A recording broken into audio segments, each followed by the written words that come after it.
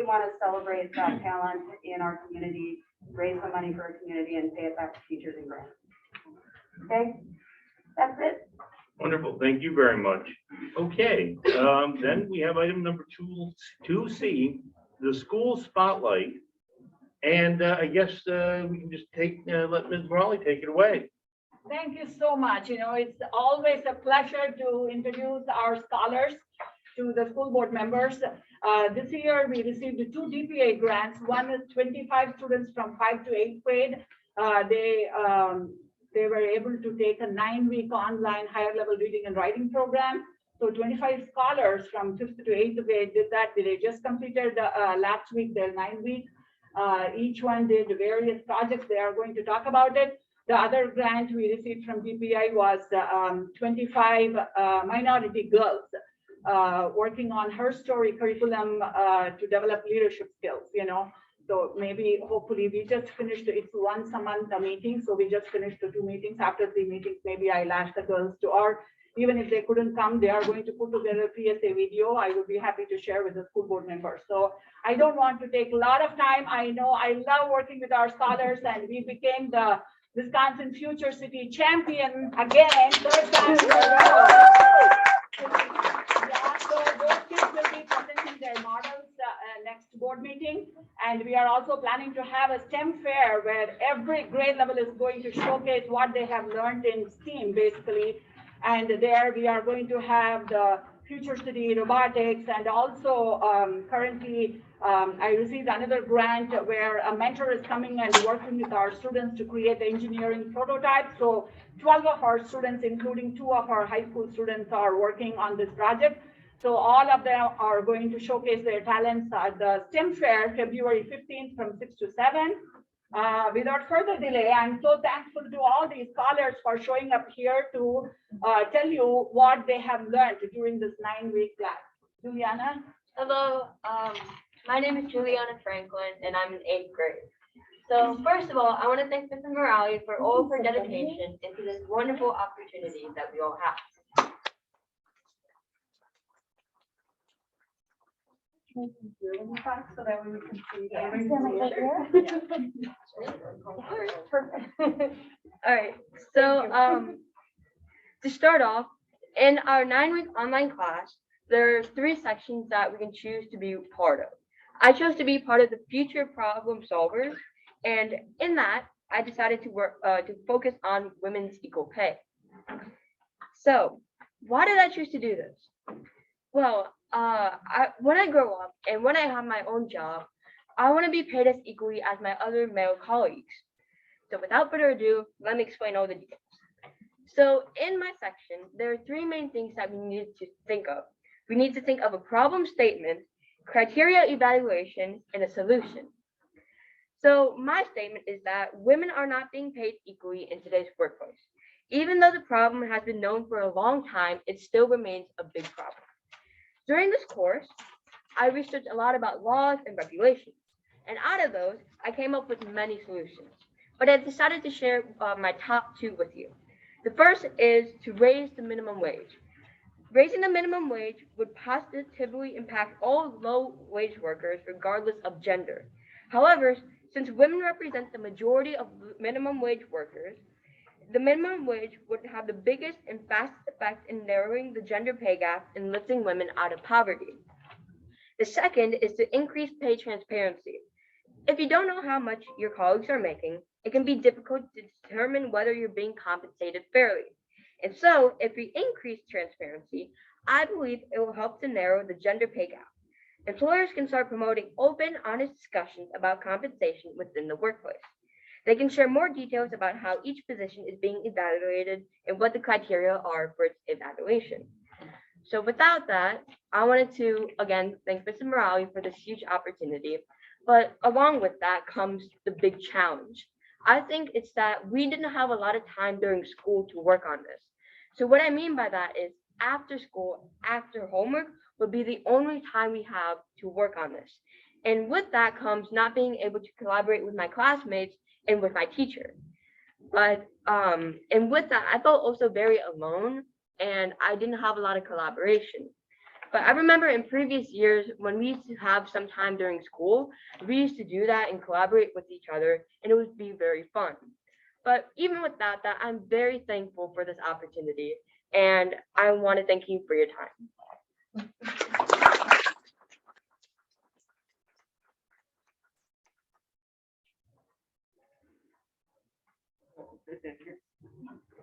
My name is Nala Dean, and just like Juliana said, I was part of a 9-week program. I chose to do Youth Advocates, which is basically helping youth find their voice and find what they're really passionate about. Through this program, we learn different ways that problems have already been solved, and we debate with people online about how problems could be solved more efficiently. I chose to focus on education, and specifically in our school. I've noticed that in our social studies curriculum, there are some things that are outdated, I feel, and that are just culturally inappropriate. For example, our textbook uses the term Indians instead of Native Americans, and it's kind of disgusting. There's also some information that can be very questionable and has brought up some critical thinking moments in our classroom. To this issue, I thought of the solution of us investing in a better social studies curriculum so that everyone can have a diverse social studies curriculum and see themselves throughout our history. Thank you.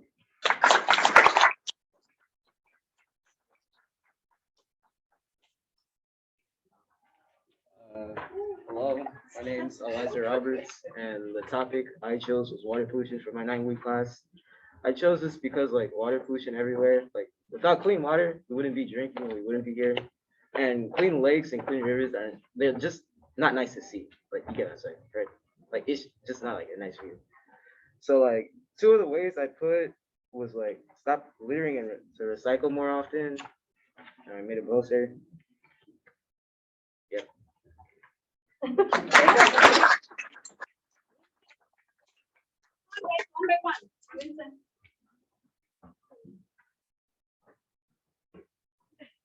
Hello, my name is Vincent Balzerino. I'm a 5th grader.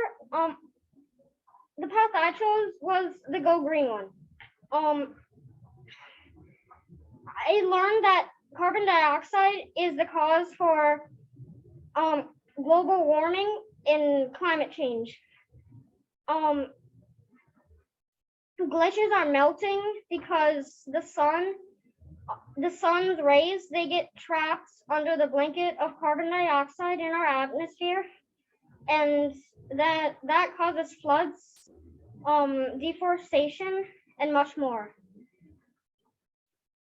A few ways that we can help put this to an end is by using less electricity whenever we can. To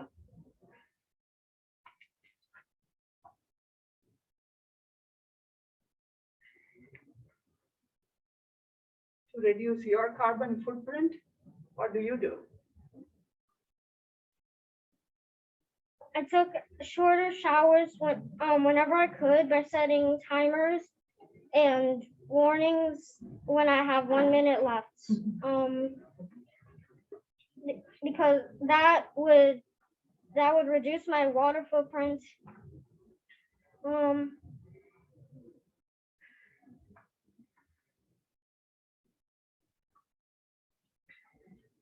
Awesome, Vincent. Thank you. Four of our scholars won the DAR essay contest, Daughters of American Revolution. So one winner from 5th grade is Vincent. Vincent won the DAR essay for 5th grade. We have from 6th grade, Ian Kostick won the 6th grade, 7th grade Anil Kagas, and 8th grade was Lydia Wagner. So 4 of our scholars won the Milwaukee Regional Writing Competition. So their essays are forwarded to the state level. So we have a awards lunch on February 5th. Congratulations, Vincent. Henry?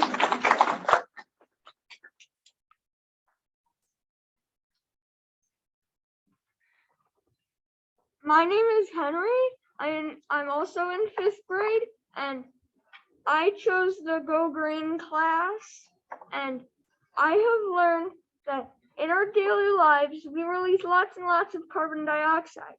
Carbon dioxide is a greenhouse gas that causes climate change. Climate change makes temperatures rise and glaciers melt. We need to work together to prevent this from getting worse before it's too late. There are many ways to help. Let's all go green. Ways to help are like you can take shorter showers, compost, unplug outlets, and also use reusable water bottles. One thing I did, I took shorter showers, but there's one thing.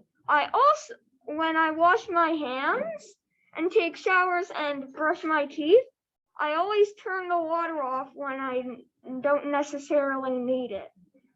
Like when I'm using the soap in the shower and when I'm washing my hands when I'm using the soap and when I'm brushing my teeth. So that is my experience with this Go Green project. And the end.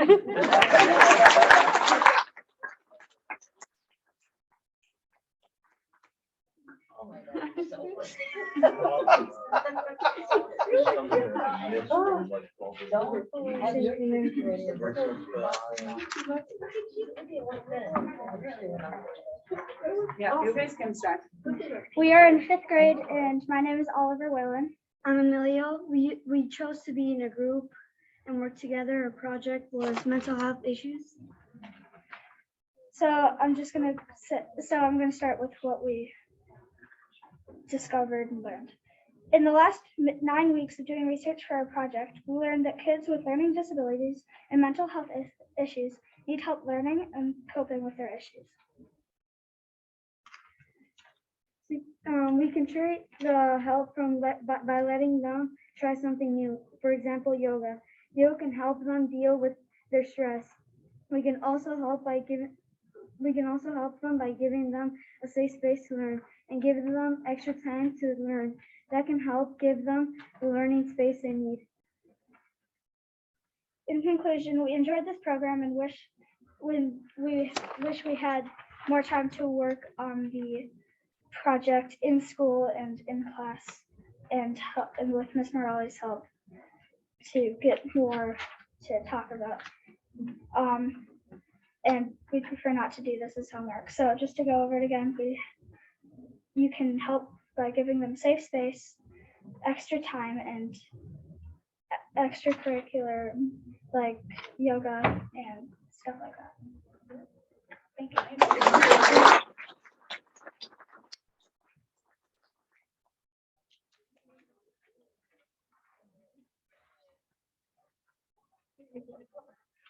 Hi everyone, my name is Donna Wright, and just to begin, I'd like to thank Mrs. Morley for the opportunity to be here and be presenting in front of the school board. And I'd also like to thank all the parents and the school board members for coming out and supporting us. And so I'm in 6th grade, and the topic I chose was healthcare in future problem solving. And so first, what is healthcare? Healthcare in America and around the world is a very touchy topic because different people have different ideas about it. What healthcare should be, different ideas about what healthcare should be. Free for all, because many people refuse healthcare because they don't have enough money. This greatly impacts our economy and our society because since many people don't have enough money, they get sicker and sicker until eventually they die. And so my steps were 1, get proper funding, 2, get the community on board, 3, go over my plan to make sure that it was perfect, and then put my plan into action. What I am doing about healthcare. There will be 3 sections: serious injuries, middle class, and not so serious. So serious injuries being like, say you're in your workplace and you fall off a ladder and you have a very bad brain hemorrhage or damage. That would be classified as serious injuries. Middle injuries would be like something that's repeated. So like if you constantly are breaking your arm because of your job or your sport.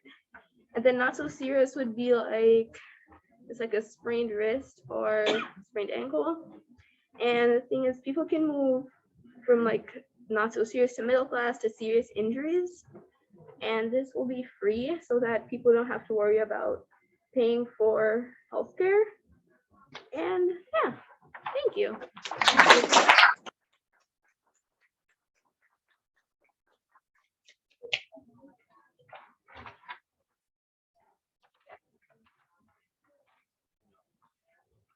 Hi, my name is Michaela Dean, and I chose to do Go Green. So what I did to help reduce my carbon and water footprint was taking shorter showers, eating less meat meals, carpooling or taking the bus, which I regularly do, and I think driving around less. I met all my goals, and I think I like doing the course, but I would have loved to be able to do it here in school with my group mates. And I really liked being able to like communicate online, but I would have loved it a lot more if it were in person. And one thing I really liked learning about was like the different ways we can protect our earth because of global warming and such. And one way I think we can improve our carbon footprint here at school is teaching kids about how to properly use the recycling and composting bins, since everybody just throws any of their trash in there. And I think that would really help reduce the school's carbon footprint. Thanks for your time.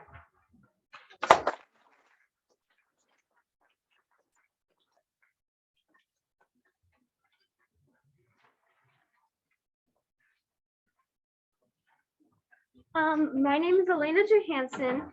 I am in 6th grade, and I chose to do Go Green as well to learn about environmental activism.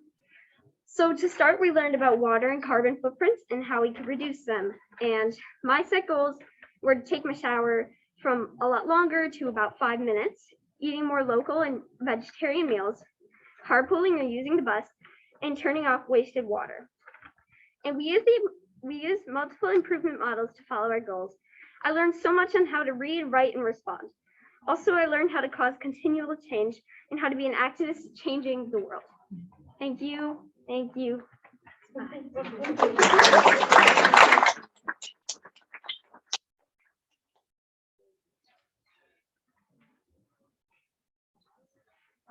My name's Isaac Lippo. I'm in the 6th grade. I also participated in Go Green, and I think I learned a lot. I learned a lot about climate change, global warming, what greenhouse gases are, and how they impact the world. I also learned a lot about reading, writing, and responding to others. What we did in Go Green is we set a bunch of tasks for ourselves. We wanted to do little small changes to change the world. Ones I did was taking shorter showers. That's definitely a really big one. But using less water, that's very good for the environment. Droughts are impacting a lot of places in this world right now, and people aren't able to get the water they need to drink, bathe, make food.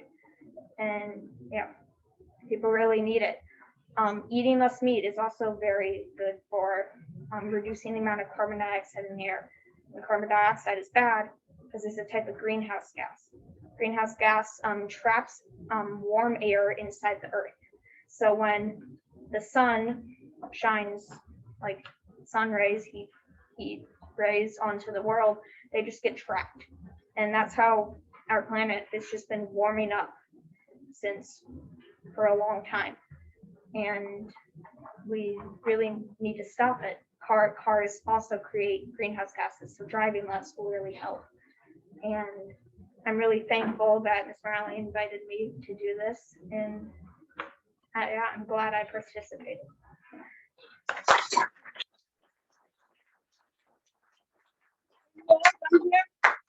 Let's take a group picture.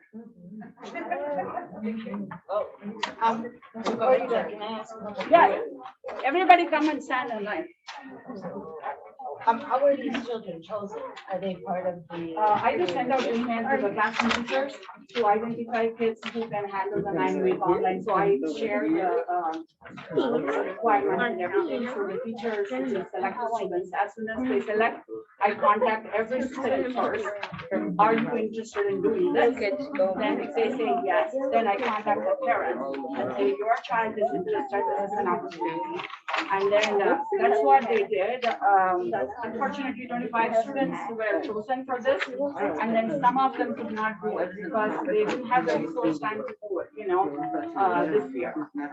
That's what they were telling, that we did not have even school time to work on this project because they did not want to miss any of their other classes. And of course, after the pandemic, they came to school, they didn't want to miss any session classes.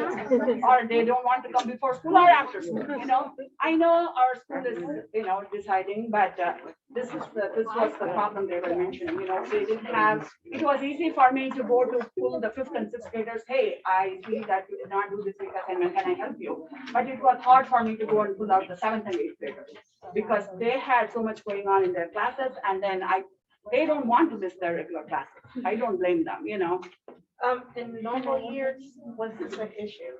I mean, No, because they have resource. that's what I was saying. So we just don't have resource That's right all. now. Is that just because of COVID or trying to? It was a schedule change to increase math and ELA minutes because we have less minutes in the area district. But I know that it's something that they're getting feedback on for next year for the schedule. Yeah, there is surveys sent out. And, I just want to kind of chime in on that while you're all here. First of all, I want to thank the families, parents. I mean, there's a lot of extra work too, and a lot of commitment. I want to thank all of you children, who've been a big part of this program and for all the things that you've done. And also, by the way, just to give a lot of thanks and congratulations to the teams that participate in Future City, which we'll hopefully hear about more as you guys go to the national competition. The loss of the restructuring with the loss of the resource room, and then I guess you could say, the reconsideration of how we do gifted and talented has kind of left Ms. Raleigh without, a class period within the day to do this. And I mean, I just want to underscore, there's a lot of work going on. You're all tremendously dedicated. It would be nice if we could, find a way to get that back in the schedule to facilitate it, which I think is ultimately really important. But, and we're going to have a discussion on that, on talent development, item 5A. So I'm sure that people can stick around if they want to, although I'm sure the kids probably don't want to be around for boring talk on that. But I'm glad to hear that that's being discussed. The other thing I want to say while you're here, Ms. Morley, is this. The last thing I remember before we went pandemic virtual was the presentation that you gave in the public board meeting. I missed those. We haven't had them in literally 2 years. This is like the first time that you did it. And probably the last one that you did was the Future City presentation right before the pandemic. It's wonderful to see kids front and center. It's wonderful to be back in the building and have these meetings. So I want to thank you for everything you've been doing. Thank you for coming in tonight. Thank you. We really appreciate, I can talk that the school board and my administrators, they have been so awesome. I can walk them to their room anytime and say that this is what I want to do. I'm so thankful. This is my first district and I want to retire from this district, because the support I get from my colleagues, my administration is amazing. Thank you so much.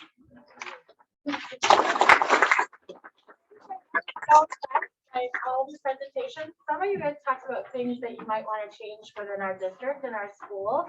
And I would just want you guys to continue advocating beyond this program.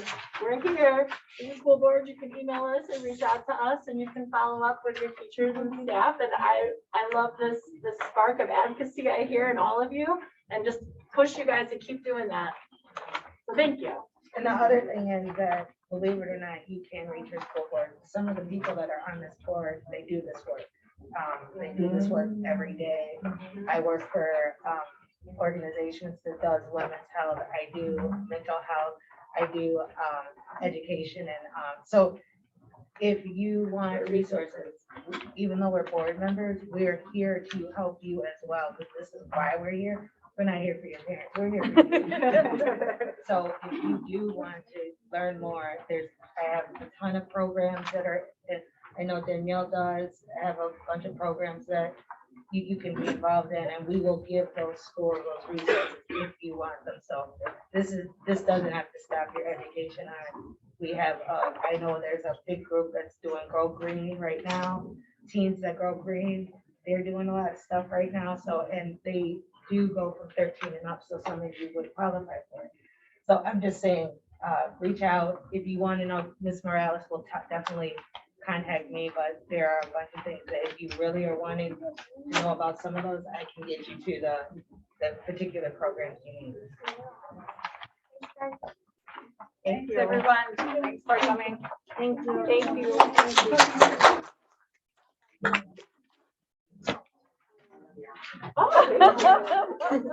Second.